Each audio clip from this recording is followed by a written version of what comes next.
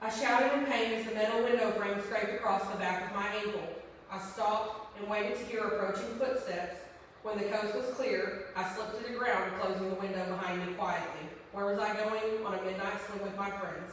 Hello, my name is Leslie Thomas, and I would like to tell you about the day I made a bad decision and learned a life lesson and how to deal with the consequences. My friends and I had made a plan, sneak out and go on a solo midnight swim. Growing up within walking distance of Lake Texoma had its many benefits and a couple downfalls, but it was the best of times and a great teacher. After the 1 mile walk from my house to the boat ramp area for my midnight swim, I stood at the edge of the dock, peering into the dark abyss, waiting for a monster to emerge and snatch my friends away. Scared of the water, but more afraid my friends would think I was a chicken, I took a few steps back and launched myself forward into the dark, murky water. After my plunge into the water, I swam my way to the surface, realizing I was swimming in the same water I had spent many of my childhood summers swimming in. In normal fashion, I climbed out of the water and repeatedly launched myself into the water from the dock, with all thoughts of evil lurking beneath forgotten. The final time I climbed the ladder to get out of the water, I felt a sharp stabbing pain in my left knee. I realized I couldn't move forward. I lowered myself back into the water, freeing my leg from the jagged edge of the ladder's end.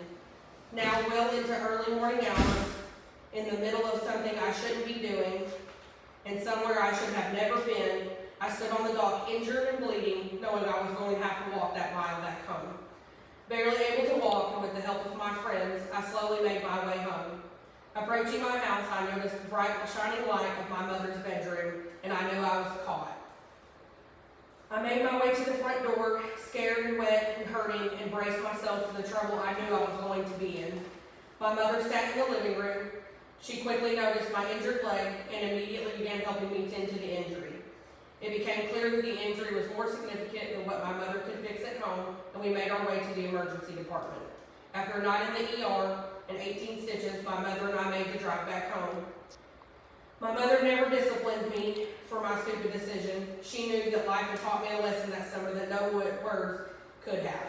Every decision we make as individuals, good or bad, will have consequences that will have to be dealt with. Some of the best life lessons will be learned in unexpected times, found in places we shouldn't have been, doing things we should not have been doing on a warm summer's night on a midnight swim.